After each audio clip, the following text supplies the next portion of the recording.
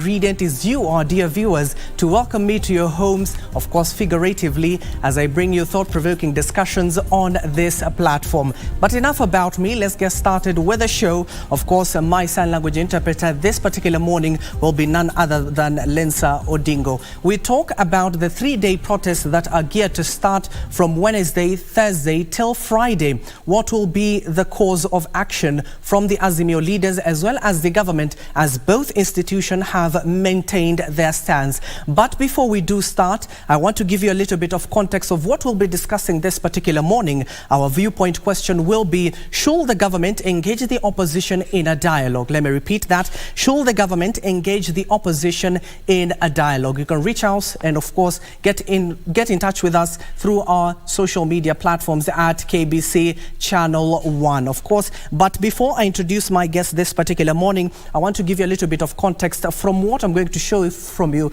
in terms of the article of the Constitution, a little bit of a background to give us context of what we'll be discussing this particular morning. You might have heard the Azimio leaders talking about Article 37 of the Constitution. The article clearly, as you can see on your screen, states that Article 37 of the Constitution of Kenya provides for the freedom of a peaceful assembly and states that every person has the right peaceably and unarmed to assemble, to demonstrate, to picket and to present petition to the public authorities. That is from the Constitution of Kenya. That is the article that the Azimio leaders have been alluding to. But not just that, in terms of the article itself, let's look at an article that goes on with the Article 37 of the Constitution. It's all about the Bill of Rights. Now, under the Bill of Rights, the Public Order Act, Section 5, that has been stated clearly by the National Police Service, led by the IG himself, that is Japhet Koome, you have to seek authorization from the police. The article, subsection 5, clearly states that,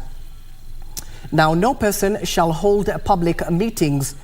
No person shall hold public meetings or a public procession except in accordance with the provisions of Section 2. Now, subsection 2 of that act states that any person intending to convene a public meeting or a public procession shall notify the regulating officer of such intent at least 3 days, but not more than 14 days before the proposed date of the public meeting or procession. That Public Order Act, Section 5, goes hand in hand with Article 37. That is what informs the men and women in blue, and the men and women in blue under the Public Gatherings Act. I have a little bit of more under that particular section. I'll be telling you if the police will allow the Azimio procession to go on and what is likely to happen. And of course, to bring these matters into perspective, my guests already in the studio. I already have the Honorable Charles Nguna, the Mwingi West Member of Parliament. Mheshimiwa, welcome to the set. I'll be conversing with you in just a bit. Of course,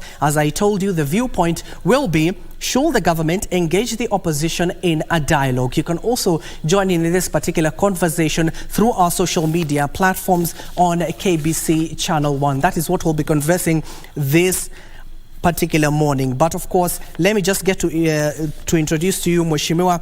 Mheshimiwa, maybe the first question will be to you, as we're gearing up for those 3 particular days, what should we expect from Wednesday to Friday, given that there is a lot of anxiety to that particular procession? Let me first of all welcome the viewers and thank you so much for the invitation. And we are anticipating chaos. Things will be messy, and it is high time. And even I stated on Sunday when I was worshiping in Mwingi, there's need for dialogue with the president. A leader who doesn't listen will eventually end up being cycled or being around with the leaders who have got nothing to say. And that is why I've been agitating for dialogue. That is why I have been calling upon everybody to sit down. First of all, we had a very good initiative, the dialogue we had initiated before. But it seemed that the people who were assigned the responsibilities to negotiate and also to come up with the solutions on the problems facing Kenyans, they were not ready for the task, and they politicized the whole issue. And We need sober people, especially the religious leaders and other experienced and people who have seen it before, to come up and have a solution on how we are going to bring the cost of living, on solution how we are going to have a peaceful country. We have to admit that we are not doing very well as a nation. If you look at even key indicators, macroeconomic variables, Kenya, we are losing almost everything. The exchange rate, Kenya shillings, is not favorable to all the major world currencies. The issue of interest rates, is soaring, and we don't have any conducive environment to do the business in this country at the moment. And that's the only way to sorting out issues of high cost of living, rising unemployment rate, and the collapse in the economy can only be sorted out through that way. So this dialogue, this structured dialogue, needs people who are mature, people who are serious, people who don't think of Azimio, people who don't think of Kenya Kwanza, people who think of the country itself. So I don't believe, and I think it was an accident to identify the negotiators of the dialogue. At the moment, we need people who think of Kenya, but not who think of coalitions. Okay, Mheshimiwa. Yes. Let me take you back to Article 37 of the Constitution. We have heard the Azimio leaders going back to that particular act, which clearly states that every person has a freedom to peaceably and unarmed to assemble or organize to picket peacefully. But the key word there, Mheshimiwa, is peaceably and unarmed. Have those protests been peaceably and unarmed? There has been a lot of blame game and AI with Kenya Kwanza, Azimio, and that is why I decided even to distance myself from all these sorts of things. Okay. I am not supporting Kenya Kwanza, I am not supporting Azimio, because I'm an advocate of peace. And that is why I always condemn anything that I see it's going wrong. What happened in Mulolongo was purely, I think that needs to be condemned with the contempt it deserves, and that is why I've been agitating for dialogue. And the president himself, he knows dialogue can take us this far, but the people surrounding him, maybe they are the issues. They are the people who are really taking us backward. There's something, there's message Raila is trying to pass across, and Raila cannot be ignored. He commanded almost a half of the fourth castet, same as Ruto. So these two powerful people in our nation, they need to sit down for the betterment of the Kenyans and also for the betterment of our economy. And I anticipate chaos, violence, loss of business, destruction of properties, and all sorts of mess you can think of the next 2-3 days. So, to me, I think President needs to sit down alone without listening too much on politicians, especially members of parliament and senators who are firm on what they want. But people who really think of the nation first need to sit down and see the way forward. Some of the issues Azimio leader is really raising up, like constitution of IBC, they are totally valid. We need proper discussion. High cost of living, everybody is accepting it. There's need to list and have a structured way of sorting out this matter, because it's a concern for every Kenya, including the regions which voted for Kenya Kwanza. Then there is issue of course of ethnicity. We've seen the recent appointments across all the sectors and across all the government agencies. They have been inclining to 2 or 3 ethnic groups, and we need a government that serves every Kenya, equitable distribution of resources, and so talk of everything.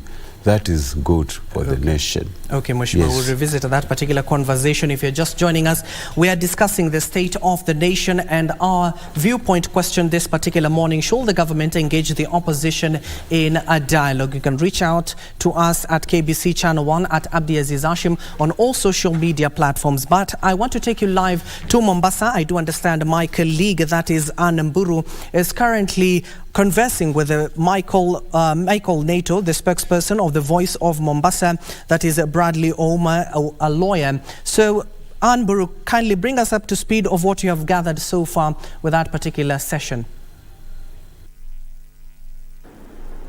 Good morning to you, to Abdiaziz Hashim, back at Broadcasting House, and I'm coming live to you from the streets of Mombasa County. And as you have rightly put it, that we will be having the countrywide anti-government protests that are expected to begin from tomorrow, Wednesday, to Friday. So right now I'll be joined by my panelists who are just going to tell me exactly what they feel about the protest. But before that, I will just tell you that last week Mombasa County was able to have the protest. We saw that 18 people were arrested. We saw the running battles between the police and the protesters as the police lobbed tear gas just to disperse the protesters. So right now Bradley is going to join me and just tell me what he thinks about the protest and what's the way forward now that the country also is not at the right place, with animosity that is ongoing in the country just because of the demonstrations. Karibu sana on set. You may begin with your name and then introduce yourself and tell us what you think about the protests. My name is Bradley Ouna. I'm a human rights defender and the Executive Director, Concerned Citizens Kenya. About the protest, I think let us ask ourselves, how did it begin? Why did we reach here? It's because of false promises of the KK government. From the word go, everything they said they are going to do has not happened. In fact, it is retrogressing further. He said,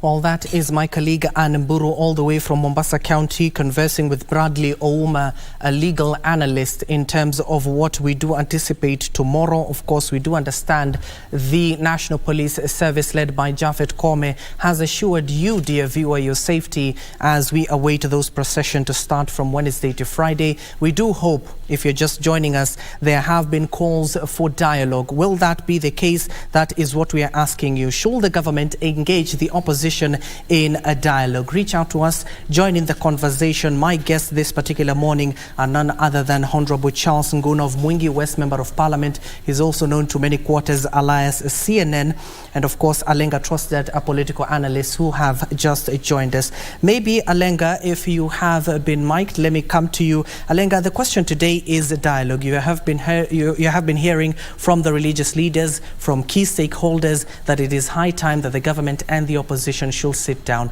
Should that be the case? First of all, thank you, Abdiaziz, for the invitation to your show and us getting to meet in a new house. Yes. Asante sana. Thank you. I totally appreciate.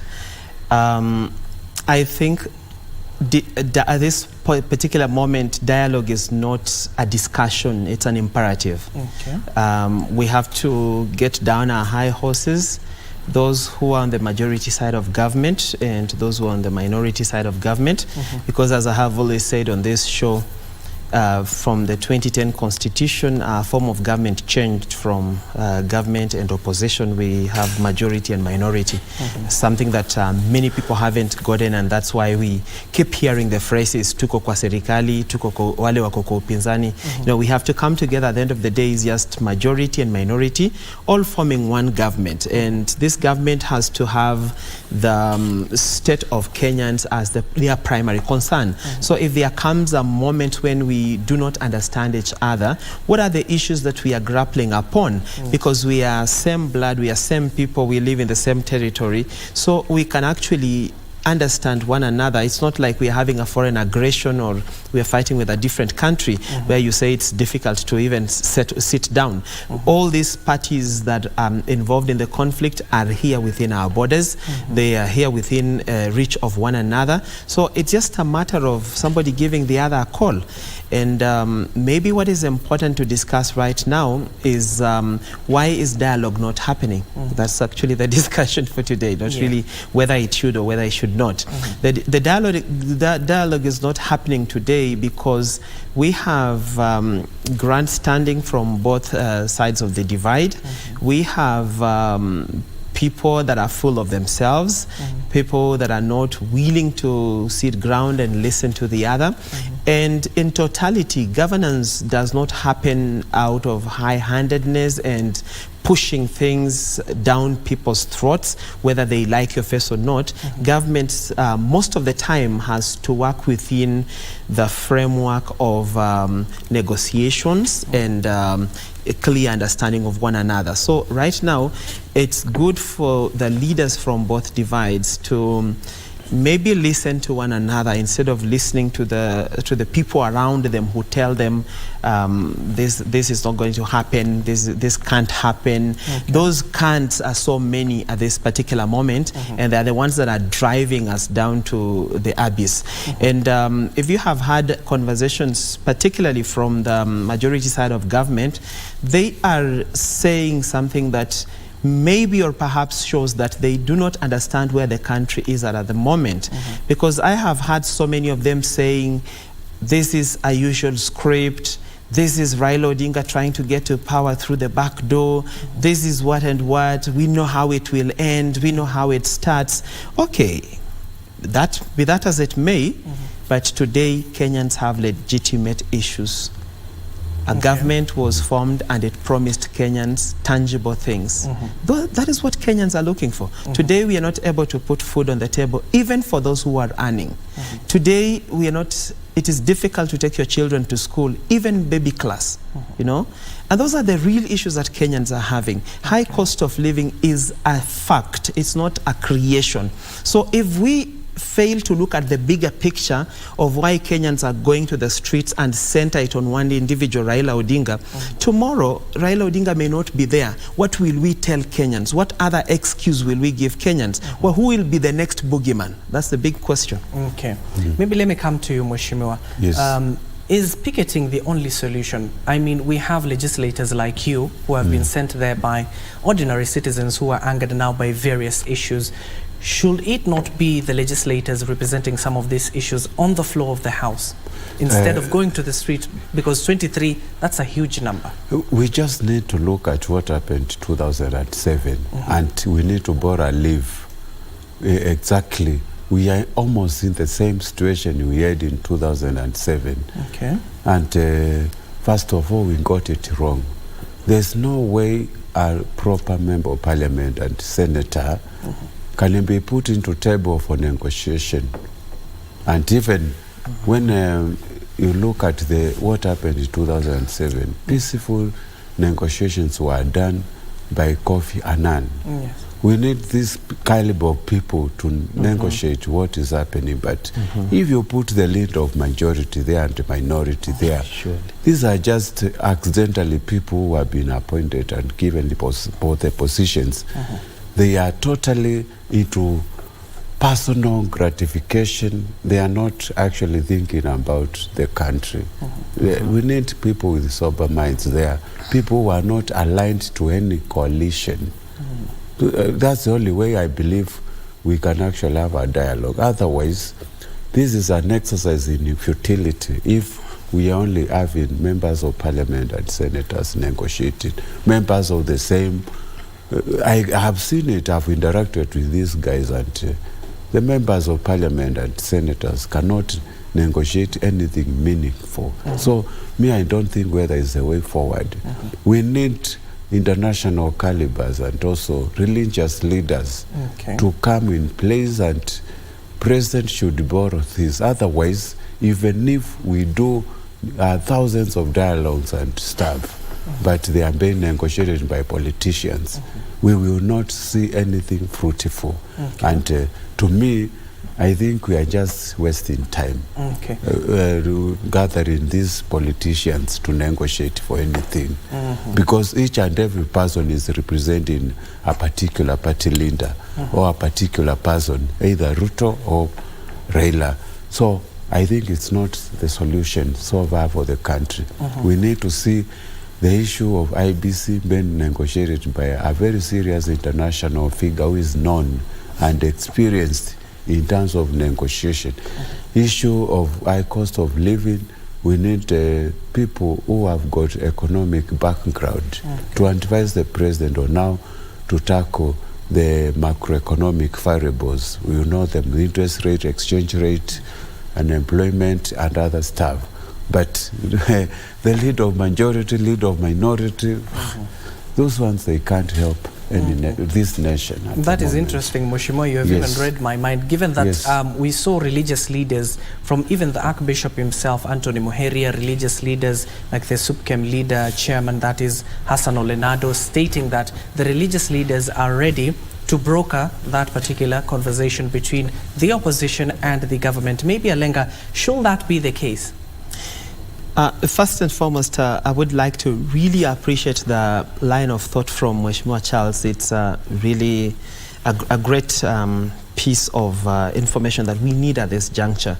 And just to echo his sentiments, right now, we do not need to hear a lot from the politicians because we've been hearing from them since even before the last election. So we've been hearing a lot of politicians, and it's now time to bring in people that are not binary in thought, you know.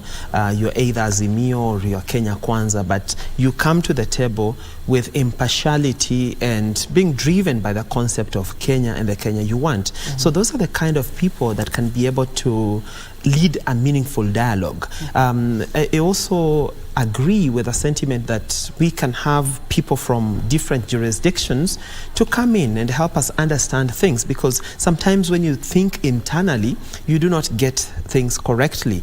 You try to balkanize yourself along tribes and along persuasions, political persuasions, and you forget to see the bigger point.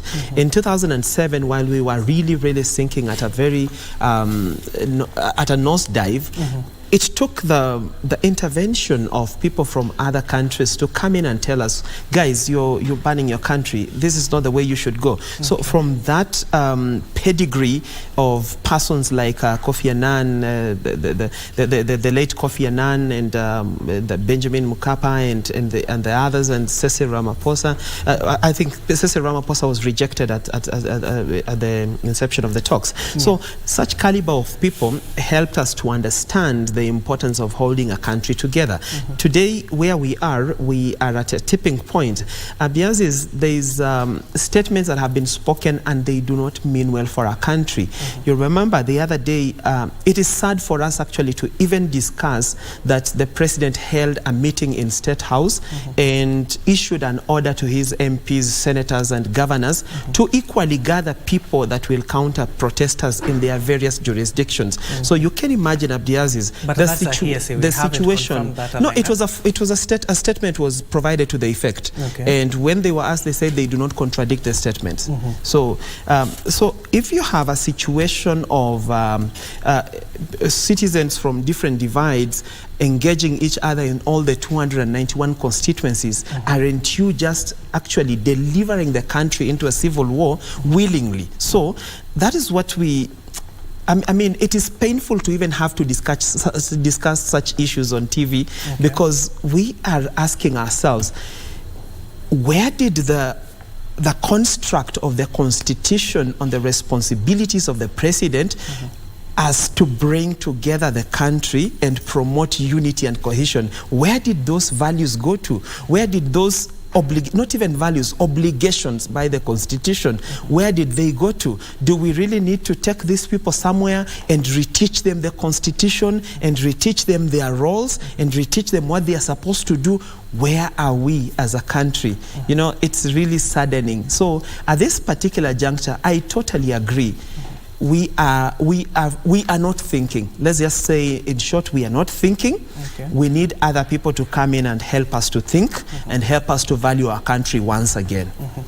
Maybe let me head back to Mheshimiwa. Mheshimiwa, what will be the middle ground? Given that you have been there, you have been sitting down with these particular leaders, what should be the middle ground that will ensure both of these leaders come to the table? If we wait for the members of parliament and leaders in assembly house actually to bring solutions to our problems in this country, we will just be wasting our time. And I still maintain we need people who are experienced in terms of peace-breaking issues. And at the moment, if you look at the leadership in the House, the likes of Kimani Ichung'wah, the likes of Sylvanas Osoro, these are people who are just accidentally appointed. And they have found themselves in leadership. They don't have experience and even technical know-how to handle some of the challenges we are facing as a country. Challenges of economic crisis, challenges of leadership crisis, challenges of many other issues. And we need people who have been there, who have seen. And I am not taking you too far. We need to see what happened in 2007. We implement the same, and we will have peace and prosperous nation. Issues to deal with the economy. We need a very experienced group of people. If you look at what happened in 2007 to 2013, when you had the best government in place of Kalonzo Musyoka and Mwai Kibaki leading the nation, every Kenyan was happy. And you could see we had the likes of Michuk, the likes of David Mwiraria, and these are the people who have been there, they have seen, and they are experienced in terms both economically and politically, in terms of handling the issues. And these are the people we need to see. But appointing people just because of the political inclination to sort out the mess in our country will not heal the nation and will not fix the issues of the economy. So President should look for experienced people in a certain field without necessarily asking himself, who did he support, who is this person, but what expertise, what kind of skills, what kind of experience can that person bring into the government and into the people of the Republic of Kenya to fix the matters of economy and matters of social economic crisis. Yes. I'll be coming to you back, Mheshimiwa, but Alenga, let me head over to you. You have cited the Constitution. Article 37 of the Constitution clearly states that everybody has freedom to peacefully assemble or picket peacefully. The word there underlined is peacefully and unarmed. Has that been the case so far? Abdiaziz, we need to interrogate the freedom to demonstrate from an international perspective as well as as captured in our municipal laws. It is not only Kenya or the Constitution of Kenya that gives right to protest, picket and demonstrate, and generally the freedom to assemble, but this is equally captured in Article 21 of the International Covenant on Civil and Political Rights. It is captured in the African Charter on Peoples and Human Rights, Article 11, and all these are international instruments that have been ratified by Kenya. So in the view of the legal local standard of these demonstrations and protests, Kenya must well understand that it's not really Kenya that requires people or gives right to people, but this is an internationally accepted norm, and it has been institutionalized in weighty international instruments. Again, when we talk about Article 37, we have over-exaggerated the position of the police in terms of, in view of Article 37. The police do not have permission to grant to people to demonstrate. Ideally, when what about the Public Order Act, Section 5? The Public Order Act cannot supersede the Constitution. The Constitution remains supreme. And even in the Public Order Act, the police are mandated to be notified for purposes of providing security. They are not supposed to be notified for purposes of giving permission. So it is very unconstitutional, illegal, and unheard of for the police boss to say, there will be no protests. He has no permission to give to protesters or not. The Minister for Interior has no permission, he has no power to give permission for people to demonstrate or not to demonstrate. His is to ensure that while that happens, law is not broken. And we have seen very many times that we have protesters who go to the streets and protest and sing and dance and carry placards, and then they go home. But the moment the police come in, things change, because immediately the police come in, they start throwing tear gas, they start running all over and hitting people. And these are not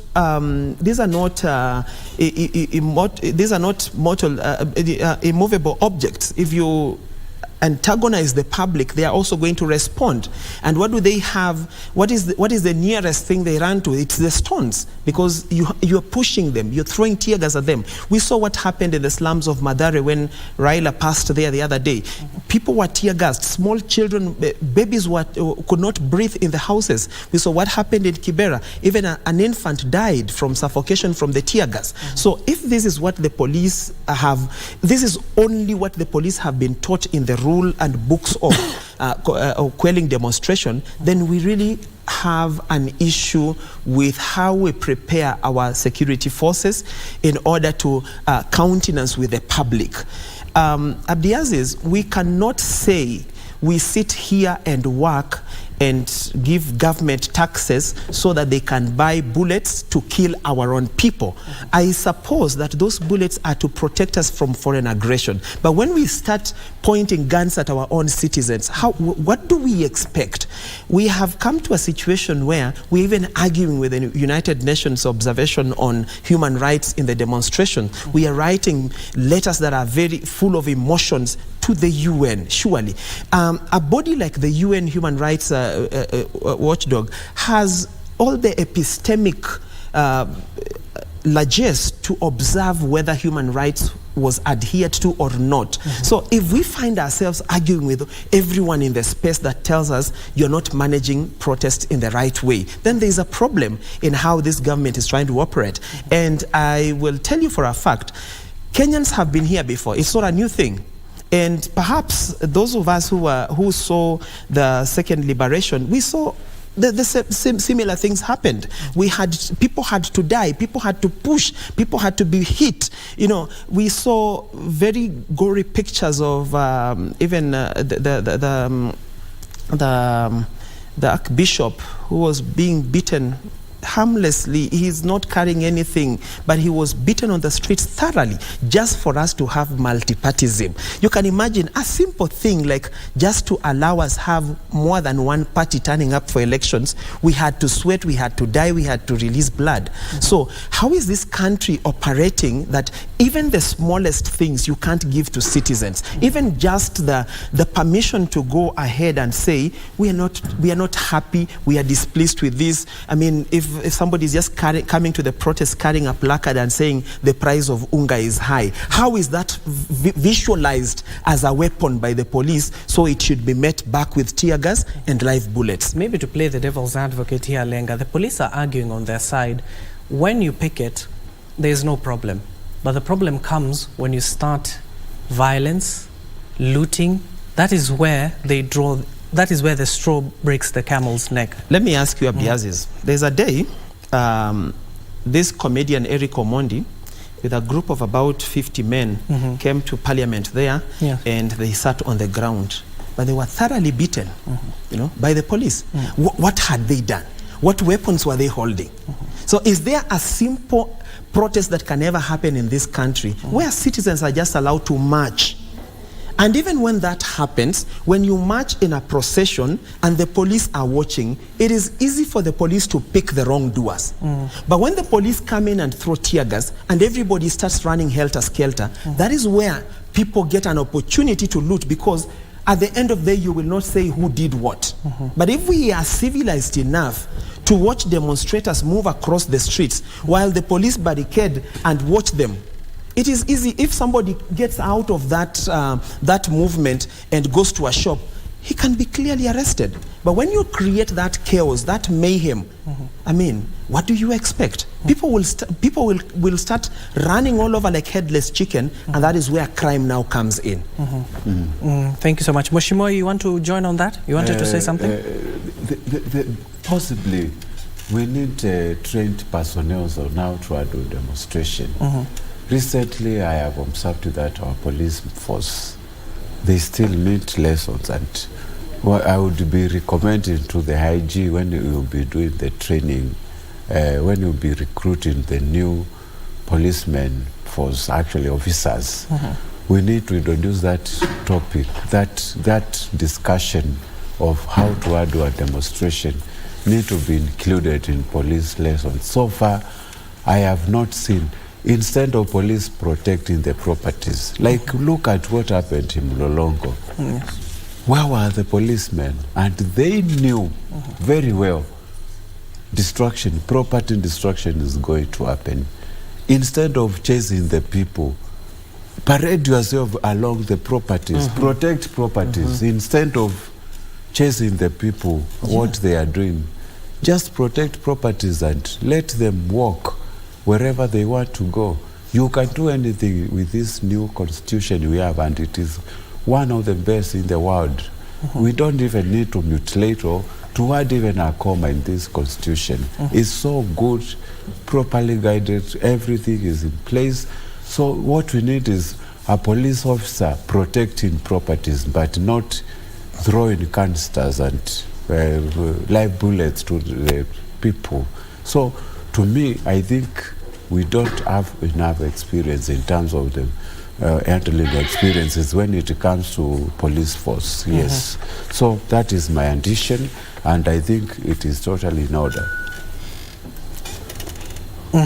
And of course, as you're just joining us, we are discussing, should the government engage the opposition in a dialogue? Of course, you can reach out to us in our various social media platforms at KBC Channel 1, at Abdiaziz Hashim, that is Mheshimiwa Honorable Charles Nguna, as well as Alenga Trostat, a political analyst. Of course, there have been clamor for dialogue. Will that be the case? We're trying to devise ways on what middle ground should the opposition and the government find to, of course, listen to each other. I do understand that we do have a live proceeding for the Kenya Market initiative currently undergoing, and of course we want to go there live and see what is currently ongoing for that particular proceedings as we carry on with our conversation. Let's listen in there. Soils for avocado, but also because they have a production period that could be an incentive for any exporter, because the harvest of avocado from that region is slightly earlier than the production from this particular region. So we've been trying to support the counties in that region to make sure that they can support their communities to produce avocado that is export quality. And we've been starting by probably making sure we don't duplicate the mistakes that we've learned from Central. So one of those is making sure they have quality seeds, and that the counties support them to access quality seeds and seedlings. And by quality seedlings, we are talking of health seedlings that have a longer survival, but when those seedlings grow, that tree can actually produce as it's expected. So we've been improving that by working with the private sector. We've been working with the KTL in Kitale to be able to actually create a seedling site where they can produce over 100,000 seedlings for counties to access, but also for farmers to access. But also we've been trying to support farmers to increase the number of trees that they have. As you know, many farmers produce avocado, but many of them have either 2 or 3 trees, 10 trees to a maximum, but that might not be economically viable to attract an exporter to go there. So we've been incentivizing farmers by giving them like a subsidy funded by USAID so that they can be able to actually buy more seedlings and increase their seedlings from probably an average of 10 to an average of 20 to 50 trees. And from that, they can actually get good income, and they can attract a private sector or a company to come to that particular region. But also organizing farmers so that they can be organized into farmer groups that can attract anyone who wants to give them extension, and especially the private sector. Remember, private sector, to give extension to farmers, they do that because they know they will buy from the farmers. So they give that extension to the farmer, maybe free of charge or at a very subsidized price, but is of course on commitment of the farmer through contractual mechanisms. So they get a contract that they will provide that supply to the farmer. So we've been working with the counties to make sure that farmers access quality extension, not just any extension. Farmers are able to aggregate demand, but also they are able to aggregate their supplies and have a site where an exporter or a buyer can go and buy from them. That means that the exporter has direct link with the farmer and is trying to do away with the middleman, who sometimes can be an exploiter, either of the farmer or the exporter. And so we've been trying to build the efficiency of that kind of a mechanism. That means that in future, farmers in this region will have an income that they can use for other alternative methods, and they'll have an alternative income in addition to the current sources of income that they have from farming. So whether it's from maize or from sugar cane or from any other mechanism, they will have a diversified source of income. And that diversification by itself increases their chances to stand in case of a shock or a stress that they may experience. So is it like Spain has a plan maybe to have 2 seasons of avocado to offset maybe low production in the global market? It's not 2 seasons, it's just extending the season. So instead of them starting to harvest in March up to July, they have an opportunity to extend that window so that now we can have harvest from Western from January to April. Is the conversation ongoing there? Feed the Future at Villa Rosa Kempinski, where topic of enhancing crops and dairy market system by Dr. Robert Mwadime, the Chief of Staff, USAID, is currently addressing members of the Fourth Estate in terms of improving the agricultural sector in the country. Of course, we have so many things on our diary this particular morning. We also have the children demos. We'll be also talking to Pauline. She's linked up with Ezra there. The prison terrorism function will be in Upper Hill, Parsayo. Our reporter will also be there. The Operation Linda Mama will be also live in Kibera. Senate committees. We do understand that there are various committees in the August House. The update from Mombasa we have heard earlier from Ann Mburu as well. But we'll be also having an update all the way from the lakeside city of Kisumu by Simon Achola. And also the public service governance will be also touching upon the demonstration that is yet to start from tomorrow till Friday. And of course, that is the focal point of our conversation this particular morning. And finally, the National Construction Authority compliance function that will be in Windsor. Those are the diary, as you can see in our screens. Of course, our reporters are stationed in various parts of the country. They'll be bringing us up to speed with those reactions. But our main focal point this particular morning is that should the government engage the opposition in a dialogue? At this particular tipping point, we would like to see if the two, that is the government and the opposition, will come to the table. You can join in the conversation, of course, through our social media platforms at KBC Channel 1, at Abdiaziz. Hashim, my guests are all here. Alenga Trostad, a political analyst. We also have Honorable Charles Nguna of Mwingi West, Member of Parliament. And of course, joining us is none other than Advice Mundalo, National Youth Chair of the Jubilee Party. Now, let me come to you, Advice, given that your name already is Advice. What advice can you give the government and the opposition in terms of dialogue? You see the situation that we're in right now. Is it high time that the two come to the table? First of all, good morning, Abdiaziz, and good morning to Kenyans. I think, as per your question, first of all, we must agree that there is a problem in the country, and almost everyone is right with their with what they are calling for, actually, because the cost of living is skyrocketing. It is extremely high, and people cannot afford basic things. Food cannot be on the table of Kenyans as it stands today. And it's also true that government has really tried to have that mitigation measure in terms of trying to have food production. But the tragedy about all this is that at the end of the day, Kenyans need food now. People need to survive now, because what we are planting and stuff cannot be able to be harvested and consumed on the same day. But then when we look at the hard talk from both opposition and government, it is only escalating the temperatures in the country. I would agree with the religious leaders when they say that let everybody first of all stand down. Let everybody first of all be able to accept the realities as they are today.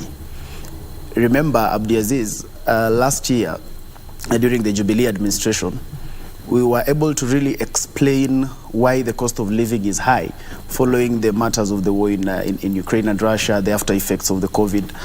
And this we did together with Raila Odinga, Kalonzo Musyoka, and the current leadership of Azimio. And together we told the country that the cost of living is high not because of wrongful administration. We told the people that it is because of these effects that this is like this today. Now, why somebody would run away from what was just explained less than 6 months, about a year ago, is again something that points to the reality that our country is heavily political. That we give explanations when they are favorable to us at that particular time.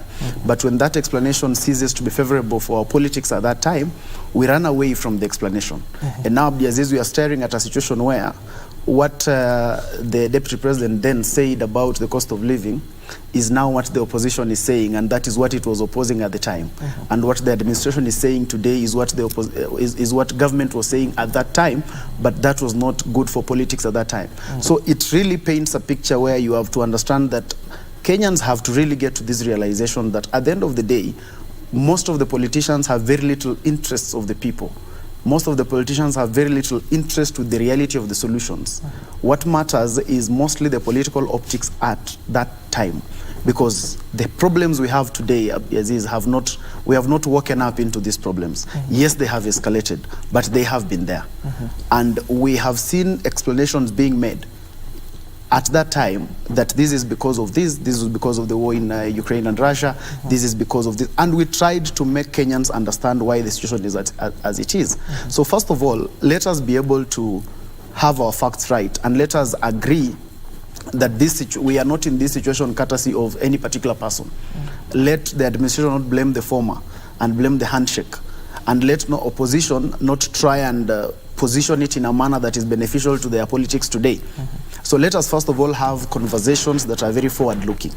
The president formed the bipartisan committee, and we're supposed to have a conversation there. And that is supposed to be a committee that should have a conversation. It is constitutional, it is parliamentary, these are members of parliament. So we can be sure of the end game of these talks. Now, what would be the end game of demonstrations is what I'm not very sure. Because after you take the people to the streets, I don't see how that reduces the cost of living. In as much as it is a constitutional right, in as much as it is enshrined in the Constitution, but at the end of the day, we must also be able to do things that have an end game. We are staring at a situation where I was looking at the news, and the number of people who died courtesy of the previous demonstration has now gotten to about 20. Now, those are 20 lives that we will not be able to reclaim. Whether we solve this crisis or not, those lives will not be reclaimed. At the end of the day, if at the end of the day, both the opposition and government will have a sit down and move the country forward, then the earlier the better. Because the lives that are continuing to be lost cannot be recovered. And everybody is blaming the other about the lives of Kenyans. And I don't know why it is unfortunate that in this country we can have as many as 20 people, especially and those who are 20 young people, dead, but we just talk about them as statistics and numbers about demonstrations, and then we want to look at another demonstration and then look at others as statistics. We have to reduce this idea of looking at people's lives as a mere statistic. It is not a mere statistic. And therefore we must be able to look at, is there an end game? The more we take the people to the street, the more the young people die. Because most of these people who are actually dying are the young people of this country. They are the people who are supposed to sustain the future of this country. Now, the more they die, is it the more we get a solution? the more we're able to go to these streets, is it the more we get a solution? We have been to these streets before. How will the cost of living help that? These demonstrations, how will they help in the matters of recalling the finance bill, which the opposition is claiming should be recalled? Remember, Abdiaziz, we are looking at a situation where one person, Okiya Omtata, went to court on matters of the finance bill. And the finance bill was put on hold by the courts. It didn't need him to do any demonstration. No one died. No one was put on the street. There was no drama around it. So let the opposition also look at having practical solutions and not just political optics. Because what is happening is mostly political optics and no interest in the reality of the solutions. The finance bill was a matter about parliament. Did the opposition whip parliamentarians to vote? Because they say that we have the numbers in Azimio. We have always said we have the numbers in Azimio. Did we whip our members of parliament to vote? We did not. And then we want to take Kenyans on the street. I think that is not very, very fortunate. Okay, let me allow Mheshimiwa and Mheshimiwa just a minute. Let me allow you to marinate on that, as well as Alenga. We are supposed to go live on an official event that is currently ongoing, the official handing over of the Counter-Violent Extremism Awareness Raising the Cause of Global Center of the Cooperative Security and the National Counter-Terrorism to Kenya Prison Service. Now, of course, the Commissioner General of the prison, that is Brigadier Retired John Kibaso Warioba, and the PS Correction Services of the Ministry of Interior and Administration, that is Salome Wairimu. We do understand they're currently addressing members of the Fourth Estate, so let's just listen in to what they're saying. The threat for most of the offenders at the beginning and at conviction, they do not consider themselves criminals. They consider themselves ideologues who are out to perpetuate a cause. And so the criminal justice system, and prisons especially, is a very important player in ensuring that by the time they are through with the tail end, the terminal end of the sentences of the criminal justice system, we churn out to the community people who understand their responsibilities as citizens and people who can easily integrate into the communities. Not mentioning that terrorism comes with stigma, and therefore, even as they come out, they're likely to be stigmatized. So it is our duty, and have taken up with, together with prisons, to disengage, but also prepare the communities at the tail end to receive them back when they do. So from 2016 to date, we have reached more than 15,000 prison officers, both at the prison college, that is at the recruit, the cadet levels, and those on promotion development courses, and in various stations through programs designed to reach out to the security sector, that is the security sector countering of violent extremism, to make them understand who the enemy that we are dealing with, how they behave, and when these individuals come to our purview, then how we should treat them, because it is a crime that very conspiratorial, very highly compartmentalized, and therefore we need to understand it as such. So we are very happy to be part of this process and for the role that we played, and we looking forward to a greater partnership even in the implementation.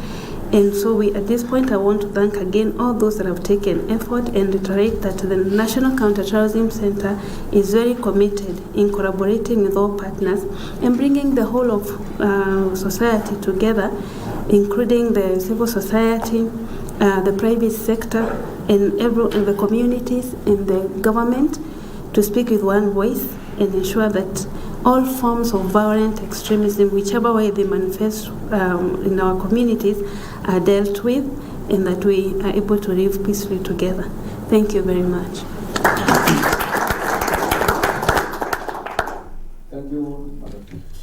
Well, that is the official handing over of the Counter-Violent Extremism Awareness Raising the Cause by Global Center on Cooperative Security and the National Counter-Terrorism to the Prison Service, of course, led by none other than the Commissioner General of the Prison, Brigadier Retired John Kibaso, and the person who was just speaking with the PS Correctional Services, Ministry of Interior, and the National Administration, that is Salome Wairimu Muhia or Biako. Now, of course, the program aims to continue strengthening the national approach in preventing violent extremism in the country. Those are among the dockets we had for you this particular morning. More are on the way, including an Operation Linda Maji and the children demos that will be, of course, reviewing in the upcoming short break that we're about to take. Do join the conversation, but before we head over to that particular break, do remember that the point of view of question this particular morning is that should the government engage the opposition in a dialogue? Talk to us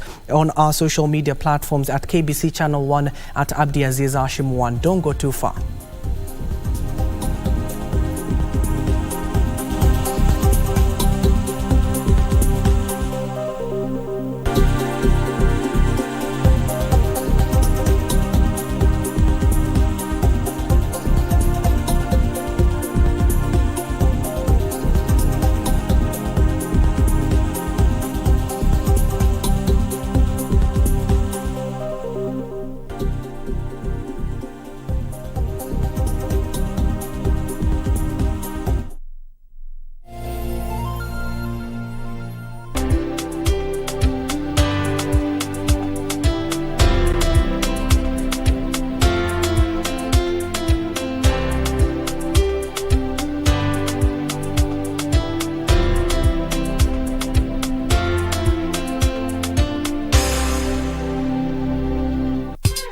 Tunatambulika kwa mandhari yetu ya kuvutia, tamaduni zetu, ukarimu wetu, vyakula vyetu, uchapakazi, na pia kwa sauti tofauti za watangazaji wetu waliobobea. Libengo liko hapa, aka upcoming sponsor. Bila shaka hapa ni kama Pedeshe, ma deep state, pia vile cartels. Tunaenzi talanta za pwani, tunakuza talanta za hapa kwetu nyumbani. Tell a friend to tell a friend. Tuko mjengoni kama kawa na wanangu wengine wawili. Usikose kutegea 103.1 Pwani FM, station ambayo itakupa fursa ya kupata uhondo kamili wa pwani na kuleta Wakenya pamoja. Pwani FM, tafrija kipwani.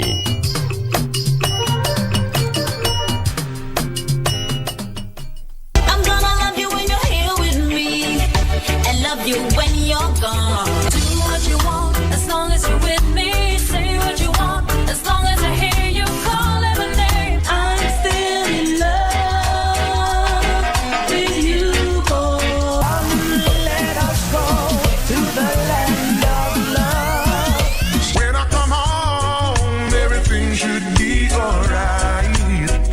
So mommy, hold on. Make me lie when I don't want to. Make someone else some kind of unknowing fool. Make me stay.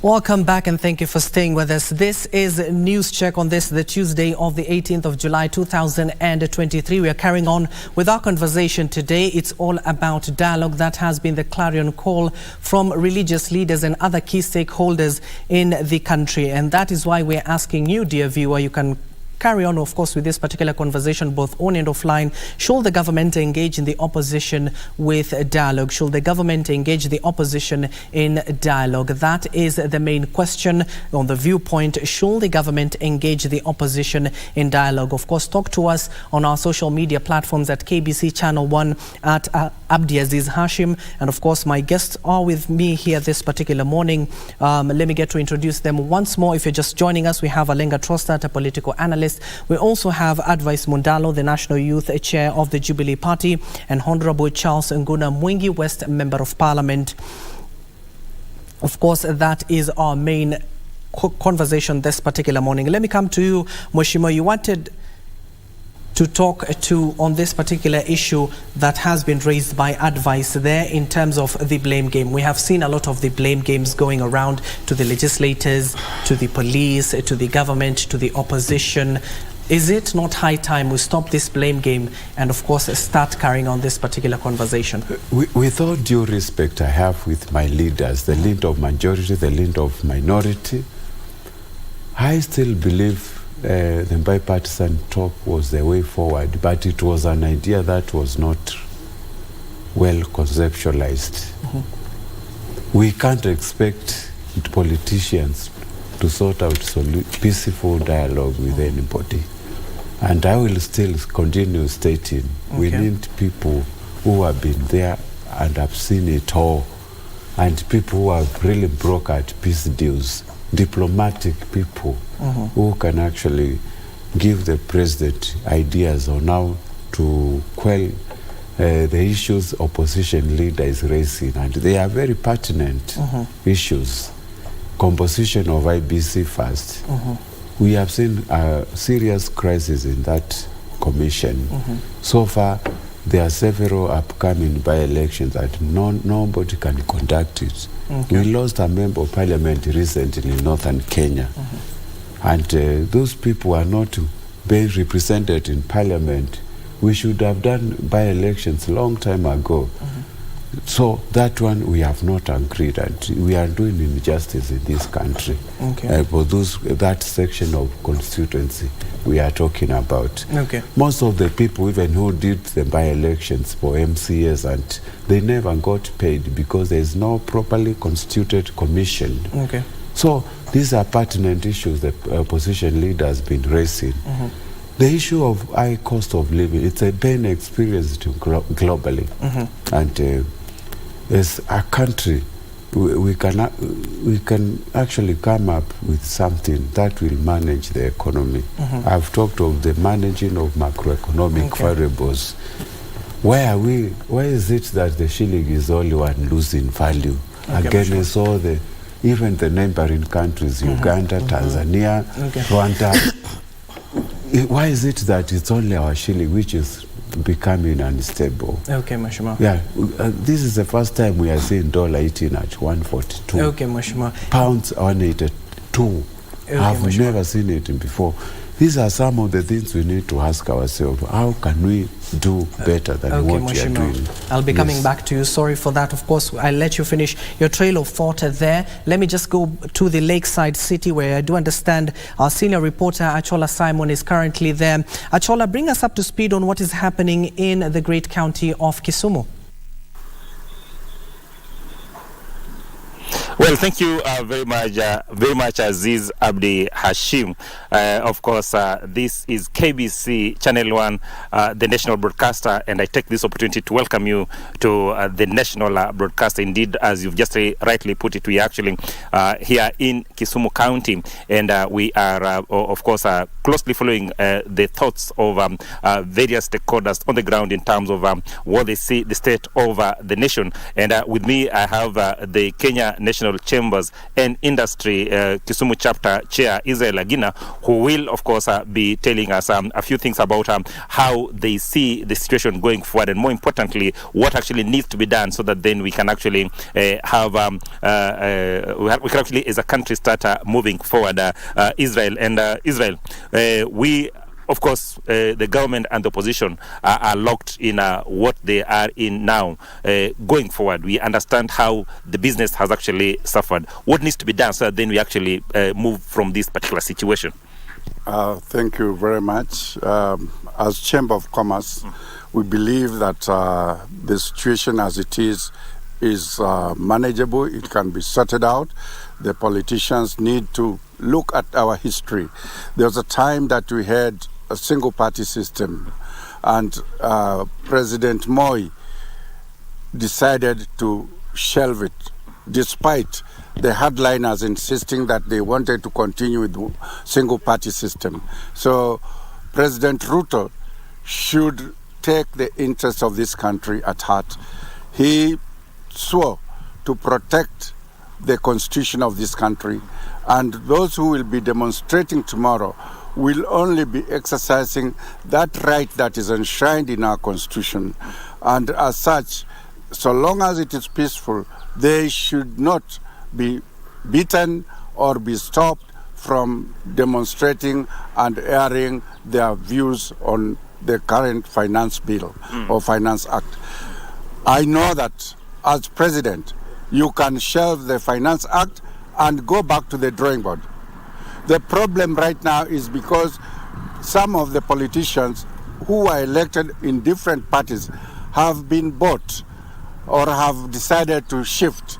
And this is why the person who elected them, the Raia, are now saying we are going to take it over and run it ourselves. It's like a person employing a herdsman. When the herdsman does not take your cows for militia, what do? You do it yourself. And this is what the people will be doing tomorrow. So I expect that the president and the opposition leader, Right Honorable Raila Odinga, will have an opportunity to sit down without the headliners and decide the future of this country. I'm sure that none of them wants to see bloodshed in this country. Fantastic. 51 million, over 51 million Kenyans, of course, are actually looking at President William Ruto and, of course, the opposition chief Raila Amolo Odinga in terms of actually reaching a compromise so that then this country can actually move forward. But we've also put out a very important statement, the need to actually have peaceful demonstrations. In the past, we have actually seen that when we are having demonstrations in the country, they have in many situations turned violent, and we've lost quite a lot. If we actually allow the demonstrations to go on, or the government actually allows the demonstrations to go on for the next 3 or 4 days, regardless of whether they are peaceful or not, many businesses are actually going to be closed from tomorrow up until Friday. In your own estimation, how much are we losing as a country? As a country, we are going to be losing about 70 to 75% of our weekly business, because for 3 days we'll be closed, and the other 2 days is Monday and Tuesday. So we are going to lose about 70 to 80%. And this is a huge amount of loss just because we cannot listen to the people about the Finance Act.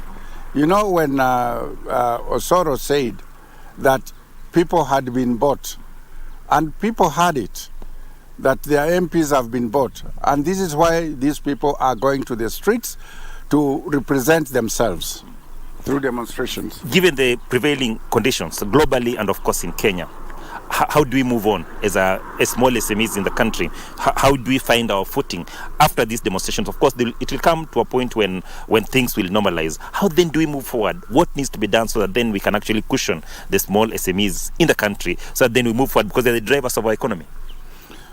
In our constitution, we anchored public participation as a very important nexus, so that everything we do, we must consult the public.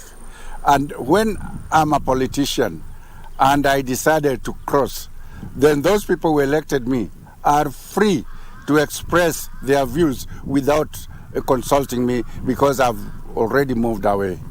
So then how do we ensure that moving forward, because of course it will come to a point when the businesses have to hold, how do you ensure that they actually move forward in terms of ensuring that they continue to generate income for this country?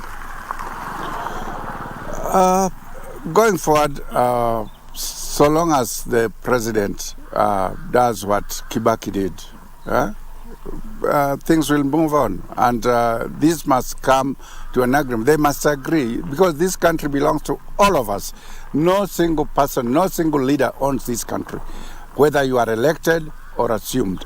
And that's why we must sit and talk. We must dialogue.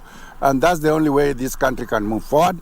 We don't want to go the Sudan way. We don't want to go the Somali way. We don't want to go the Congo way. We want to remain peaceful the way we have remained for the last 60 years. And politicians must make decisions that are going to be good for the people, pro-people decisions. Fantastic. The other issue is that it's true, the high cost of living is with us. How then do we navigate through this difficult situation? What are the low-hanging fruits that we can actually cling on to ensure that we actually survive this before, of course, things stabilize? The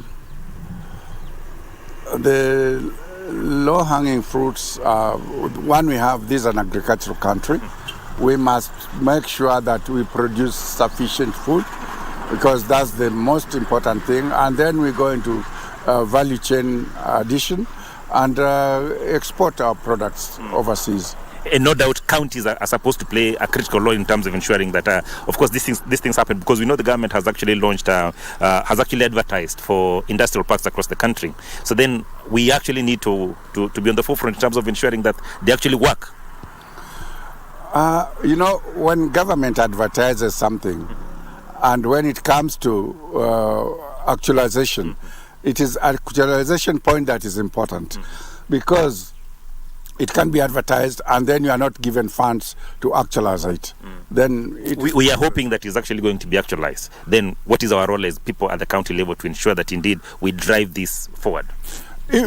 I am a member of that committee for Kisumu, and we hope that the national government will give the support that it has promised, because we all want to industrialize. We all want to create industries and create employment, because without creation of employment, our youths are a time bomb. And I also want to say that building houses and employing 1 million youth, for how long? Because those houses must be occupied, and those occupying them must have an income. So we must create industries. We must create farm agriculture that can support our people to live the life we want them to live in those 1 million or so houses we want to build. A trader asked me yesterday and said that they have wares that they're actually supposed to be selling, right? And they know that starting from Wednesday, tomorrow, if there'll be mandamano up until Friday, most of the small SMEs will be closed. The question that most have been asking is that how do they then navigate through in terms of ensuring that the product can actually move? Probably as a person, as a chair of the National Chambers of Commerce and, of course, Industry, what are some of the ideas Kenyans can actually embrace to ensure that their products, they don't necessarily need to open their shops for their products to do it, to move? The advice I can give our members is that make sure that you have sufficient supplies for the next 5 or so days, because if shops are not opened, you'll not be able to purchase them. And those who run shops and small SMEs, make sure that you don't overstock. Yeah, because whatever you stock stands a danger of being looted if things go out of control. Yeah. Fantastic. And just in conclusion, probably what needs to your urge to those who will be going to the streets to demonstrate in terms of ensuring that they keep peace and also they respect private property? Those who are going to demonstrate, please maintain peace. Don't harm anybody, and don't enter into other people's property. Yeah, respect people's property. Maintain the constitutional guidelines that you know about and you have been given. To be a member of this country, to be a citizen of this country, when you are taking an identification card, it means that you agree with the constitution of this country, and that is what all of us should follow. And those who are going to try and control, especially the armed forces, should not use bullets, should not use guns. That is what even United Nations has said. You do not control demonstrations using guns, because you end up killing people, and we know that some people have been killed. Fantastic. Of course, Aziz Abdi Hashim, that is Israel Agina, the chair of Kenya National Chambers and Industry Kisumu chapter, spelling out what he expects the leadership of this country to do in terms of moving the country forward, but more so importantly also asking those who will be going to the streets to demonstrate while they exercise their constitutional right to demonstrate, to exercise restraint and ensure that they do not destroy private property, but also calling on the police and everyone else who will be trying to manage the demonstration to ensure that they do it within the constitution guidelines. My name is Achola Simon. Of course, I take it back to you, as is Abdi Hashim. Thank you, my senior. That is Achola Simon, of course, well eloquent, carrying on a conversation with the branch chairman of the National Chamber of Commerce, that is Israel. Again, of course, he'll be filing that particular report in our subsequent bulletins, and that is the conversation that we'd like to carry all the way from the lakeside city here to the capital into our studios here at KBC Channel 1 and come to you, Alenga. You can see the fear that and the tension that causes many of our business operators to shut down their businesses on a day like tomorrow. What will be the economic impact on such kind of a situation? You do know that the capital is dependent on solely when it comes to the gross domestic product of the country. Abdiaziz, a few things to pick from the previous conversation we had before I can tackle that question. We were asking ourselves, is there any prospects that are coming from the protests that are happening that will change anything, that would even lower the cost of living? We must understand first and foremost that the cost of living, the high cost of living that we're experiencing today is because of the introduction of the new taxes that have hit us so hard. It's like the government is now punishing even those who are employed. It's like it's wrong to be employed, you know. And right now we are having a state agency, EPRA, that has increased the fuel prices to reflect 16% VAT, despite a court ruling being in place to stop the implementation of the 16% VAT. So that's where we are operating from. Once you increase the price of fuel, you have literally increased the price of everything, because it affects all the way to the consumer price index. So right now the government cannot find another explanation why the cost of living is high, and therefore we need an explanation from them. You cannot tell us that it's the handshake brothers when you're the one who has calibrated the VAT upwards from 8% to 16%. You're trying to tell us that it has no impact on the CPI. It does have, and that is where we are at the moment. Number two, it is interesting and quite obnoxious to see how this country, or the leadership of this country, reasons and thinks through things. It is easy for the country, for the leadership and those who are apologetic for the leadership to tell us how many people died in the protests.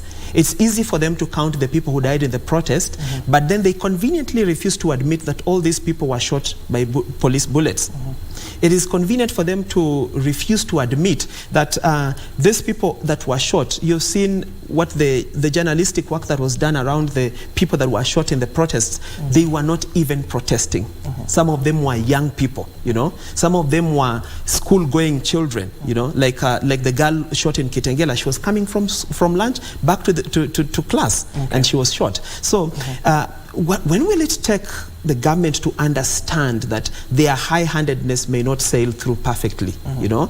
And if we continue to say, what will, and I have had this question quite a lot, how is the protest going to lower the high cost of living? We have been here before, Abdiaziz. And perhaps those who are not there can actually say there's no premium, there's no benefit of these protests we have.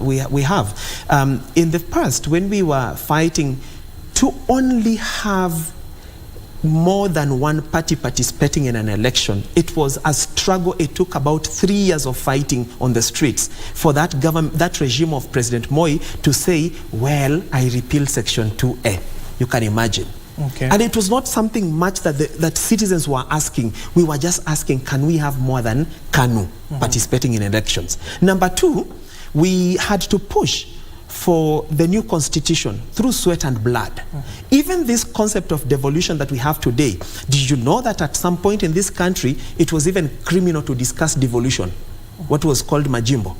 It was a criminal offense to even discuss majimbo, which we now, after fighting for that new constitution, then we entrenched it into the constitution. Today, many parts of the country that wouldn't have had a road now have a road courtesy of devolution. So these demonstrations are effectively going to work. Because when a government refuses to listen to people through their elected representatives, Article 1 of the Constitution gives us a mandate to now go as the people directly and exercise our rule. And this Article 1 of our Constitution agrees with Article 1 of the International Covenant on Civil and Political Rights, Article 1. It also gives us a right to self-determination. And these are instruments that the government has signed and ratified, so they are clearly applicable.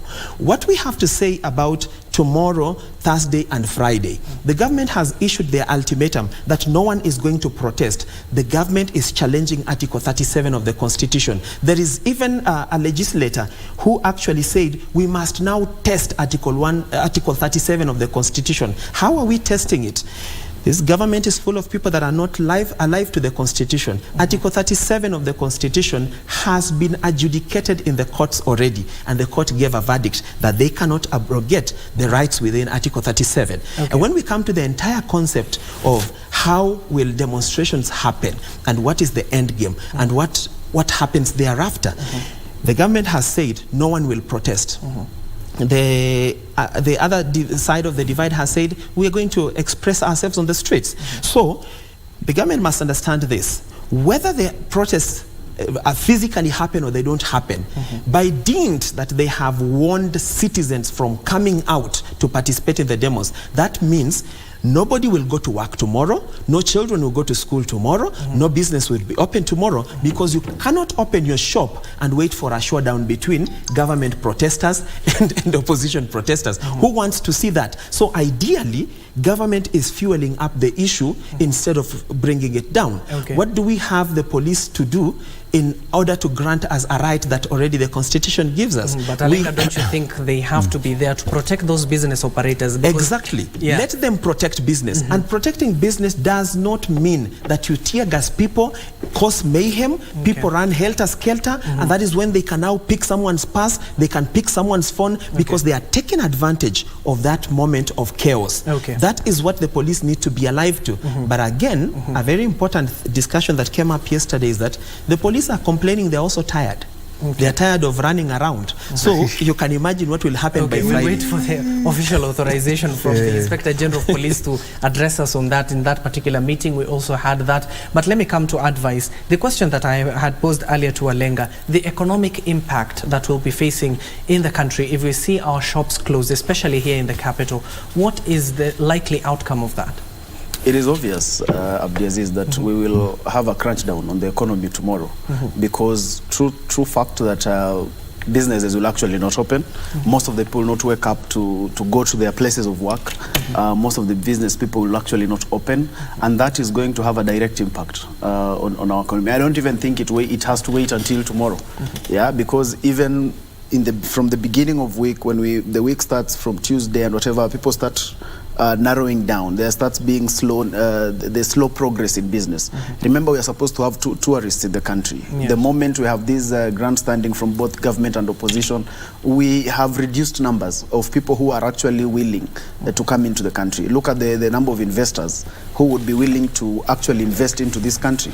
When we start having scenes like those that happened at the expressway, where without the police, we can see what is called demonstrators just pulling down sections of the expressway to what the cabinet secretary estimated to cost about 700 million. So it's obvious that there will be an impact on the economy.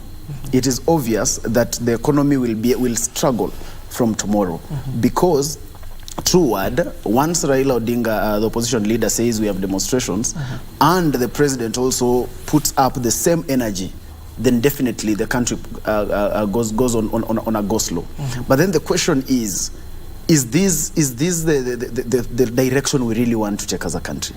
Because it would be better. My problem, Abdiaziz, has always been that if at the end of the day there will be a conversation that will bring this to an end, then the question is, why would people have to suffer all this time for people to have a negotiation sometime in the future? Why can't they have it very early? Because remember, the former Prime Minister together with the President were watching a football match together just a few days ago. These are people who know each other. the president has actually been a student of the politics of Raila Odinga. That is according to himself, and even at some point I saw CS Kipchumba Murkomen allude to the same fact. So it is not like we're talking about strangers here. We are talking about people who know each other. So why would we take the country down the drain only for us to have a conversation later on? And this conversation, even the nature of this conversation, is something that we should also discuss. Remember, Abdiaziz, this country has members of parliament. Yeah, up to almost I think 300 in the National Assembly, in the Senate. We have governors. We have many people like Mheshimiwa here who are elected. It is not obvious that today everyone in his constituency agrees with what he is doing today. It is not obvious that everyone he defeated does not agrees with what he's doing today. Yes. But those people are not causing demonstrations in his constituency and forcing him to have a conversation with them. So we cannot have a culture in the country where at the end of the day, after every election, we push the country into a conversation that there must be a crisis about something. I was in the Azimio campaign. We did the best we could have done at that time. We thought we had won election. We went to the Supreme Court. Those are the institutions that we have in the country. We presented what we called the lorries of evidence. It is unfortunate that it did not go away. We might not agree with the decision, but that is the institution that is bestowed upon that mandate at that time. So what we have to do is that the country must move forward. So we must be able to, first of all, accept that, first of all, we have this government. What is even causing more ground standing is the moment we keep saying we do not recognize the president, and we keep saying the president is in office illegitimately, and we keep saying we need the servers open, we are arousing conversations that do not have an end game. Let us just accept that, first of all, there is a government and it's legitimate because our institutions have actually affirmed to that. Yeah, and whether we refuse it, go to the street, it doesn't change anything. So from there, then, can we then have a conversation? But then the issue of just saying that, pushing government that the president must have a conversation around power deals together with opposition. Abdiaziz, we have so many people who are elected in this country. Some lost elections. I know of a member of parliament who actually lost his seat by just about 96 votes. Oh my God. The person who lost that seat is not busy trying to cause chaos around the constituency and trying to disagree with him in a manner that they must be able to sit and share the constituency. So we must be able to come from that realization. What the pertinent issues that the former Prime Minister is raising are very pertinent to the country. It is true. But it's also true that we have been together to defend some of those issues.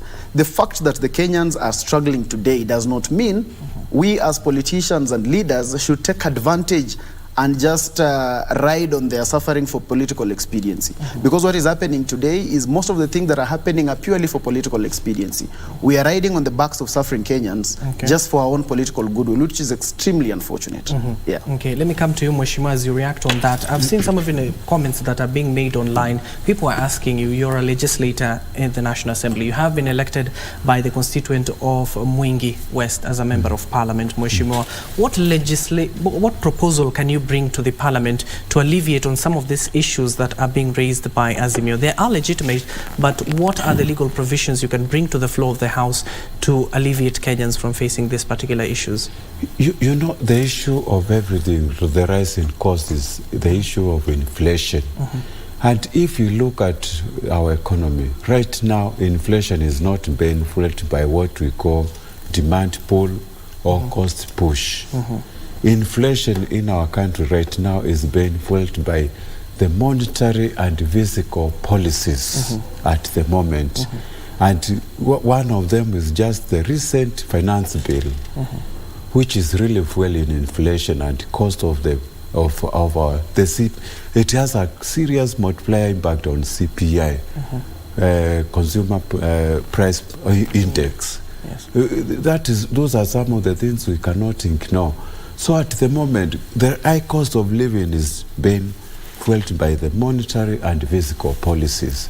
That doesn't need a legislation.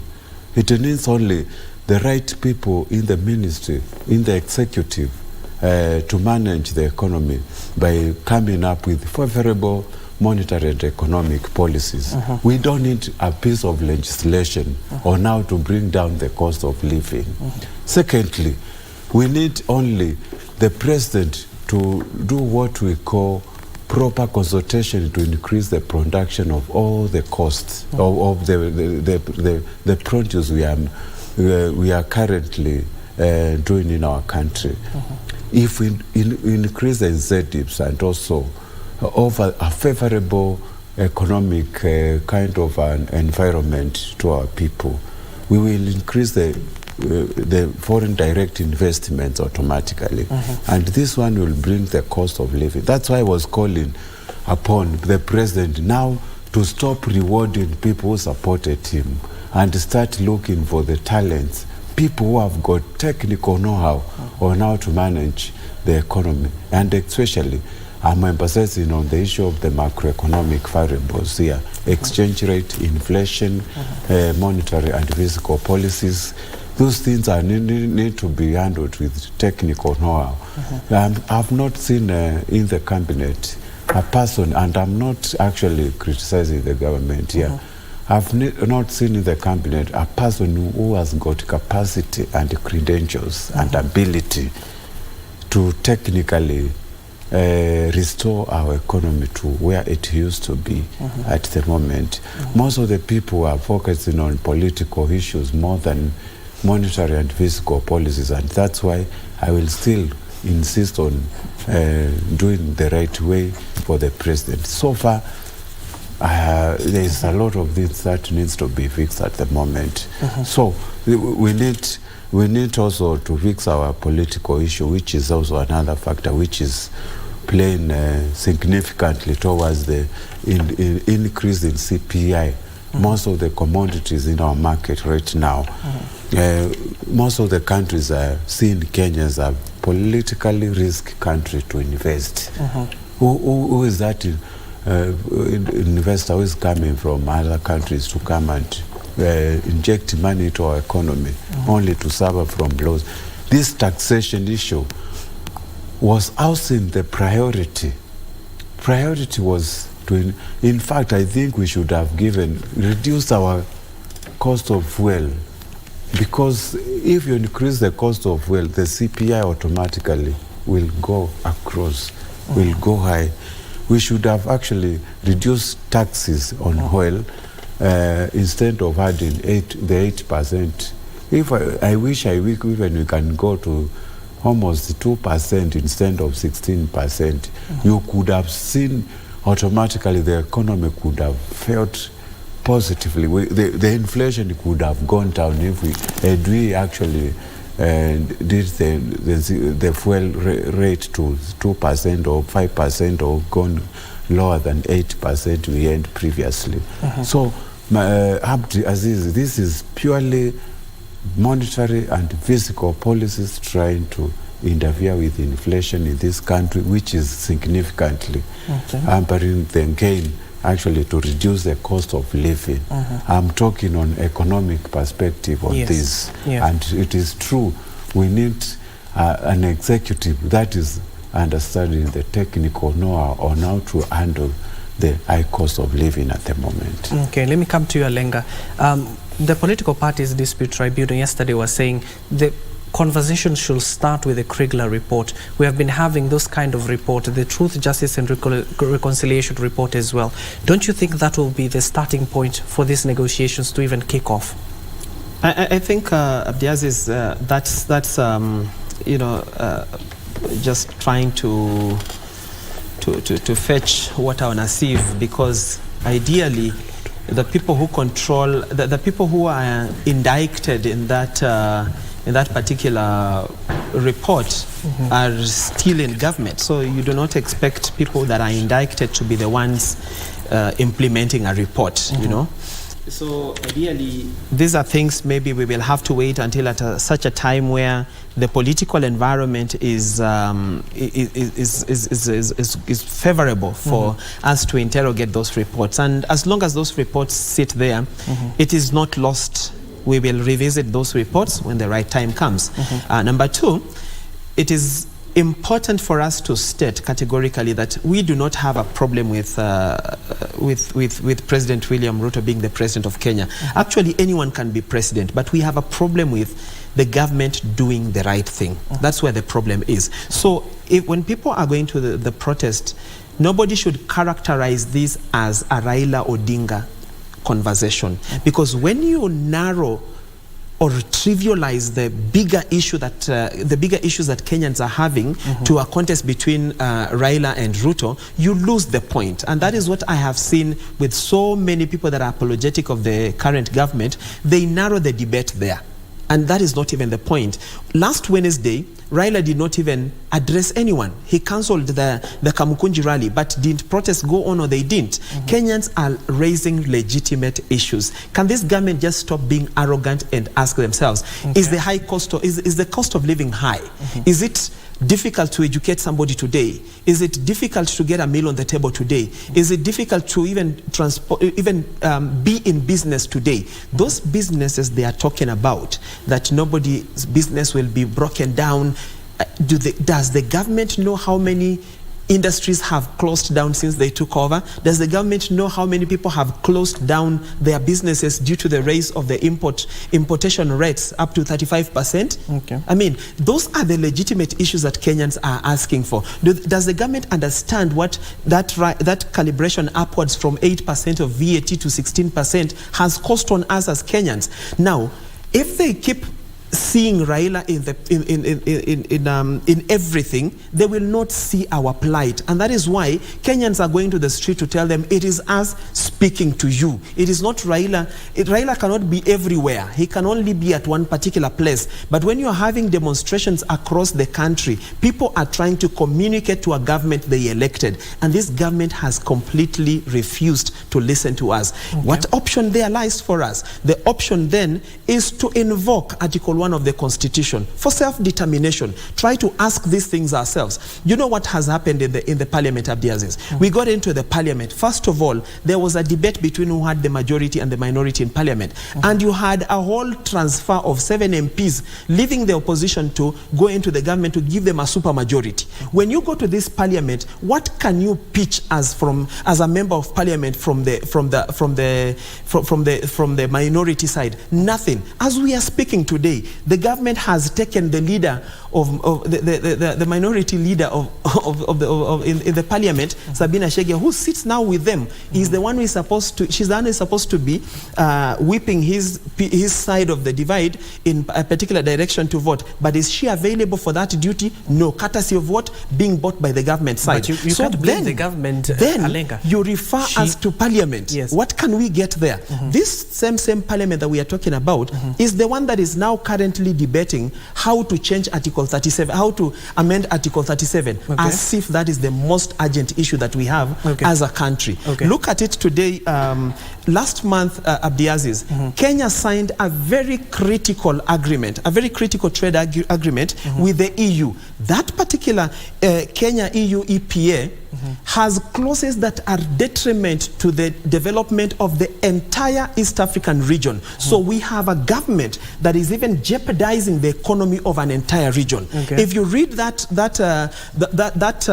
particular agreement that was signed by our CS, the able prophet Moses Kuria, who has prophesied the death of someone, that agreement digs deep into our economy. It compromises our trade, even the same businesses they are saying. You can imagine, we signed a trade agreement that allows Kenya to trade with the EU only with flowers, fruits and vegetables.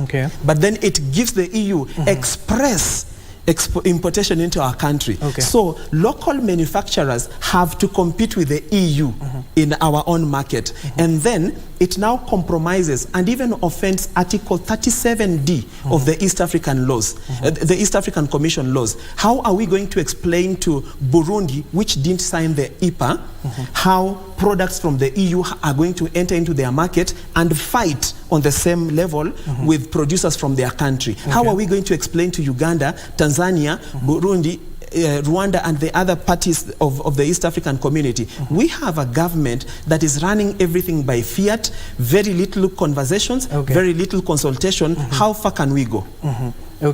Point of correction, Alenga. she went there voluntarily. Nobody forced her to go to the other side of the political Abdiaziz, we've been here before. of the political aisle. That's a conversation for another day. There's no free lunch. Yes, let me head over to advice, given that we're entering the final leg of this particular program. So I asked initially earlier advice. Yeah. There's this particular Kriegler report. There's this Truth and Justice and Reconciliation reports. There were nice recommendations that were in there. Should that be the starting point of this conversation between the government and the opposition? Abdiaziz, anything that has a solution to this country is something that must be considered and should stand a chance to be considered. The first thing we need is, first of all, the political goodwill and the honesty that we really want to have a solution. Whether we go for the Kriegler report or whatever the report, we first of all must be honest that we want to first of all have a solution. The president formed the bipartisan committee. That was a constitutional body. It has elected leaders of this country who have a mandate to serve by the people. Remember, we cannot all go to parliament, and that's why we have people like Mheshimiwa here to represent us in parliament. All of us cannot be there. So those people who are in parliament, we are supposed to believe that they carry our hopes and aspirations. And that is why the bipartisan committee was formed, that they can be able to have a sit down and let us raise issues from both sides. Azimio raised 5 issues, and Kenya Kwanza raised 7 issues. Now, these were the issues to be canvassed for practical solutions, because we have to stop taking the country in what at some point the judiciary called the wild goose chase. Because at some point, we are actually just taking the country through some chess game, political optics, and things that will actually not have anything tangible at the end of the day. And that is not fair. We have this team, we have this bipartisan committee. Whatever is in the Kriegler report, whatever is in any other report can be adopted, and we can be able to move forward. Because through this body here, which is the bipartisan committee, we can have a practical and realistic solution. But the more we are able to look for avenues that at the end of the day, they do not add anything to the table. They just are able to make us look good politically. Because one of the best things, Abdiaziz, is to be in the opposition, because it's a very simple job. Your job is simply to oppose. You do not necessarily have to come up with anything. You simply oppose. And it's not every day that governments are popular anywhere in the world. So opposition work is very simple work. And so the last time there was the talk of we will come up with an alternative bill to the finance bill. We never saw it see the light of day. So at the end of the day, let us not, is opposition really realistic and practical in terms of, do we both want this government to succeed in the first place? Because it should be practical that all of us should want the government to succeed. Because this government carries both the people who voted the opposition and those ones who voted for the government. The difference is actually just about 200,000 people. So both of us should actually first of all start from the place of, we want the government to succeed. The moment both of us want the government to succeed, we will become practical with our solutions. But most of the time, we want to portray as though we want to speak for the people, but when we have the real place where we are supposed to speak for the people, we say it lacks political goodwill and coin a few other conundrum and a few other words and run away from the reality. So that again, we go back to the same issue because we are simply not interested in solutions. I fail to imagine and agree that the country has a president who wants his people to suffer. I don't think any elected leader, members of parliament, was elected and their end game is to see their people suffer. Everyone who has been given a mandate by the people, the president, the governors, the senators, the members of parliament, at the end of the day, everyone wants to see the people succeed. Why? Because when the people succeed, even your re-election is guaranteed. The president is serving his first term. It is in his interest that this country moves the right way. It is in his interest that the country moves in the right manner and that the country is able to succeed. When we frame it as though the president is trying to ensure that the country fails, this president needs a second term. Why would he do that? So first of all, let us first come with the reality that in our conversation, let us first of all be practical and realistic. that both of us want success. Because I can assure you, Abdiaziz, most of us do not actually want success. We have people who are not interested in success. We have people who are interested in government failing because that is what holds their election bid and manifesto in the next election. And that is the problem. Yeah. Maybe coming to you, Mheshimiwa, what can be done to create that good political goodwill? Yes, the opposition has their stance and the government has their stance. The blame game can continue, but what can we do to create that good political goodwill to bring this conversation to the table? Number one, stop this imposing attitude we are seeing carried with Kenya Kwanza. Learn to listen, and I have stated again, a leader who doesn't listen will eventually be surrounded by people who have got nothing to say. Stop listening so much to your people who supported you, but start listening to the majority of the country. If I was Ruto, I would not ignore the forces of Raila, because clearly, if we believe the elections were won by 7.1 million against 6.9, you cannot ignore that person. Just swallow the pride. Sit down with the dialogue with the person who is bringing these issues. Stop listening to the inexperienced members of parliament who have been appointed to hold bipartisan agreements, and we will have a nation that is working. If I was the president today, I will not actually allow demonstrations tomorrow. I'll call the president, the Kiongozi, the Raila, today to sit down and institute dialogue today. Because the impact of tomorrow's demonstration is so huge. It will leave the country's economy to tattered places, and we don't want to accept that. Tomorrow, any demonstration going to be held tomorrow, it will significantly affect our currency. I can assure you the dollar will trade at 142 tomorrow. By just declaration, there will be demonstration. I can assure you that one will have a serious implication on consumer price index across all the sectors. Everything tomorrow in Kenya is going to go up if we are going to have demonstrations. You will see a packet of Uga retailing at over 250 now. These are not the solutions. These are not the things actually we need in our country. We need a stable political, economic, and social fabric to forge ahead as a country. But that one, it is in the hands of the president to show leadership, but not to listen. Sometimes you people surrounding you, you have to ignore them and do what is right for the country.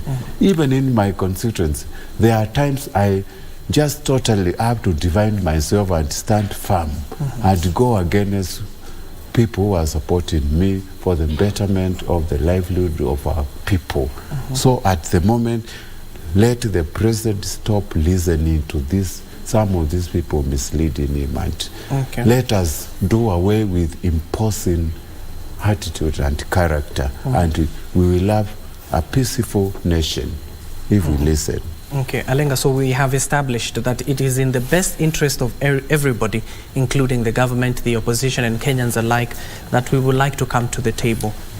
Tomorrow we do hope that that will be the case, but the same question that I've just imposed on Mheshimiwa, what should we do to create that good political goodwill and that safe environment to bring all those leaders together? Number one, Abdiaziz, drive the conversation away from Raila Odinga. He's not the reason why Kenyans are on the streets. Us who believe that it's difficult to live in this country do not want anything to do with with power sharing. We do not want anything to do with a deal that maybe gives somebody a job in the government. We do not want that. We want, number one, the repeal of the finance bill. Put it aside. Discuss it afresh with the views of Kenyans. This bill was subjected to public memorandum, and there were 1,000 memorandum that came from the public, and 970 of them were against the bill. So where did you get the will that this thing is popular amongst the people? Put it aside and discuss it afresh, and then you can bring it one more time. You know, number two, the cost of living. Number three, education has become very costly in this country. Abdiaziz, right now as we're speaking, universities have reviewed university fees. And right now, even for some of us who are supporting maybe people here and there, it's difficult. It's becoming extremely difficult. When you look at even the deductions that are coming to our pay slips, it's like the government is literally not happy with us who are maybe working to get something for our families. We are being taxed left, right, and center. All those things have nothing to do with servers. They have nothing to do with Raila Odinga. Even if Raila Odinga ceased to be here tomorrow, we will still have those complaints. So government should focus on what we are complaining as Kenyans, fix those problems. If government says that it's coming to protect businesses, let it protect businesses. And that protecting businesses does not mean pumping bullets into taxpayers. You know, we cannot be paying to have our citizens killed by the police. We have to re-examine how are people dying in this protest. That is a silent conversation that we are not talking about. People are not dying because they are running and hitting themselves on telephone poles. They are dying because they are being hit by police bullets. Address police brutality. Those are the things that will set the ground for us to talk, for people to discuss what do we have to do.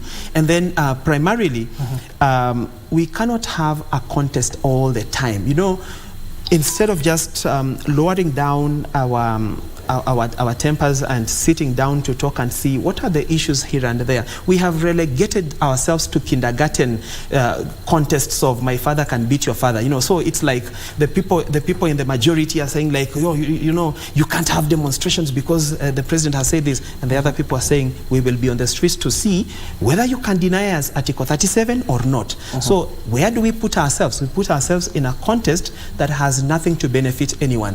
Abdiaziz, if this country goes down because we are having a governance issue, it goes down for everyone. There's nobody that will survive. Even those who are sitting in offices as maybe CS or PS, and they think we have to pass everything that this government says. Even those who are sitting in parliament on the majority side, and they're like, we have to pass everything this government says, like it has been issued by the Son of God himself. That is going to come to an end if we lose this country. So what do we have to do as leaders? What do we have to do as Kenyans? Let us understand, number one, government just has to understand the issues that we have. The issues are legitimate, and we have to discuss them. Once we bring a framework that we can discuss those issues, we can discuss the cost of living, we can discuss how to lower it, because the problem we are having right now, government has not demonstrated how it is trying to lower the cost of living. They are giving us the problem statement, which we all know. We are feeling it in our houses that the cost of living is extraordinarily high. But now, what is government supplying as solutions? Even if they were piecemeal, even if they were small, but what are those kind of solutions? Because if you continue pumping taxes to me, and I am telling you that I am unable to live in this country, I am unable to sustain my family in Nairobi, what do you want? Okay, maybe advice, let me give you just a minute. Of course, has now, given that we have only 24 hours until that particular procession, and we've just heard from Mheshimiwa, we're all agreed here that the situation will be dire, not just for the country economically, but for the lives of many Kenyans. Should now both the leaders, the opposition and the government-led coalition, now sit down? In a minute. I think for me, allow me speak to the question of the young people of this country. That most of the time, and all the time in this country, political processes, it is the young people who are put on the forefront. During campaigns, during political mobilization, it is the young people who are put on the forefront. Today, during demonstrations, it is again the young people who are on the forefront. The question is, when at the end of the day, push comes to shove, and then there is something at the table. At the dinner table, where is the space of the young people? The young people are rarely included when it is now time to harvest. When it will be time for now people to sit down at the table after these demonstrations, where will be the space of the young people? And so that's why I'm saying, for me, I would speak to young people and say, beginning tomorrow and the demonstrations going forward, it is important for us to be very careful in everything that we undertake. We should know that at the end of the day, risking our lives for the sake of leaders who will not care about us tomorrow is not going to help us. It is going to pay us. So let the young people try as much as possible to not put themselves in line of fire for once, because what the people, I kept saying from the beginning, 20 people who died were all the young people. And remember, young people died and we don't know by their name. But there was an attempt to arrest a leader somewhere in Busia, and that formed a headline for the whole day, just because a leader was about to be arrested. But when the young people die, there is no headline that is formed about them. So let us be careful about ourselves, and let us put ourselves first, and let us be able to know that at the end of the day, let us put our interests first. And if we must have a country tomorrow, if we must benefit from anything tomorrow, we must be alive first. Thank you very much. So much. That is Advice Mundalo, the National Youth Chair of the Jubilee Party on the far end. In the middle, that is Alenga Trostad, political analyst. And finally, Honorable Charles Nguna Mwingi West, Member of Parliament. Gentlemen, thank you for your time. This is a conversation that we could carry on till tomorrow, but we have to, of course, close this particular discussion. That has been our show. Apologies to our dear viewers. You have sent a lot of comments, a lot of concerns here, but I cannot go through them given that we are out of time. The government should come to the table. The opposition, of course, should also have an open ear to these particular issues. That is the bone of contention this particular afternoon. And of course, that will form also our conversation tomorrow, where we'll be having religious leaders, of course, to also have their say. My name is Abdiaziz Hashim. Our sign language interpreter this particular afternoon has been Lensa Odingo. Don't go too far. My colleague Nancy Okware is up next with Tamrini. Good afternoon.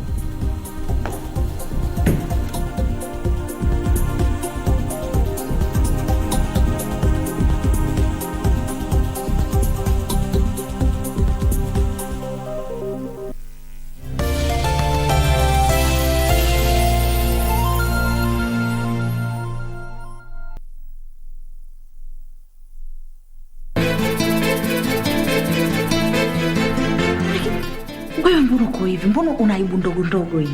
Bebe, basi hii ndio shida yangu kubwa hii. Nani aliyekwenda kumwambia shemeji kuhusu mambo yako na Laba? Nani mwingine kama si huyo dadangu alotoka kwenye Aila Visa? Naona kama huyo Auntie Billy ana mambo yake. Kila siku